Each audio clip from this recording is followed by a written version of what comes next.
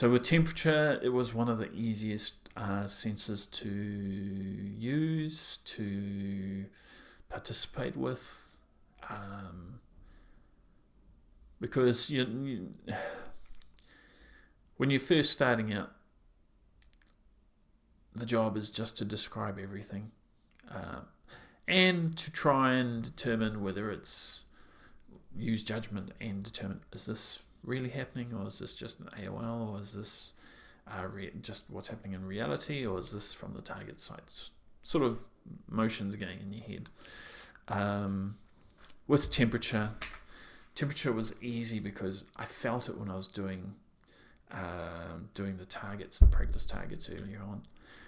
And it's cool because you can describe changes quite easily. Oh, my arm's cold, my leg's warm, I've got cold bits here and there, and you can feel them. They're like quite obvious. So temperature was really cool to describe back then, and you describe everything and you would get everything. Not everything is a site target sensation. Most likely is a real world sensation, but that's okay. It's all practice, right? What it means to me now, what if I were to articulate temperature for me now, it represents for me now kinetic energy that's stored, potential energy, kinetic, potential, movement, motion. It also represents hot and cold. That's fine. Engines, fire. One of the latest fields I've got from temperature is absence. So it's not exactly a temperature as such, but it started out as a temperature. So I've included in temp because I believe that's the next development for this branch of sense. The reason I say absence, I did Notre Dame, and when I did the structure, I felt cold at first in the middle of my back, and then it changed into like not only a cold wind, but it felt like something was missing, like the actual feeling of missing.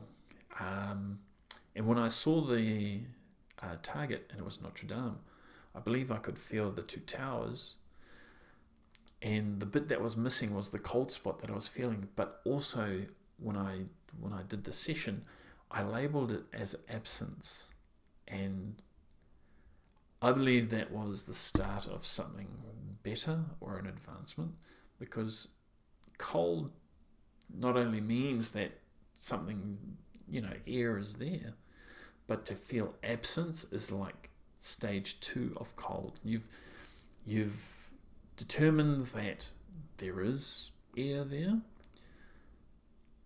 but to determine if something was intentionally removed is different, and I think that's what I felt.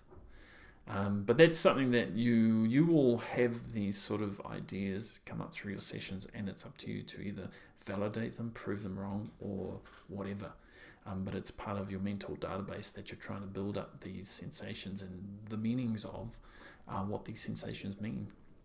So absence is the latest for my temperature, to notice that something is missing, rather than something is just cold or represented by a temperature. To know something that cold can also represent that something is missing, but to have that feeling of missing there is important, because that adds another dimension to the target. Something's missing. And that feeling I hope to get more of and practice of as well. So as far as temperature goes, if I bring up my little example here, temp. That's temperature, basically. Keep going with temperature. Even when you're learning, you'll still have temperature fluctuations in your body. Write them down. That's key. Write them down, describe them, put some awareness into those areas that you can feel it, and describe them, and then write it down. And that's half. I think that's half the battle as well. If you feel it but you don't acknowledge it, you're basically throwing it away, sort of thing. So if you can remember it and you can feel it, write it down. You're sending a piece of awareness to describe what that impression is. And you do that enough times, it becomes second nature to just go, what is this? What is that? What is this? You don't even have to intentionally do it. It will sometimes just go there. Not that it's a good thing to do that. You really want to control what your intention is, because that's the whole point of this exercise, is be able to control your intention and bring back impressions that are related to your intention, so you can have some sort of control.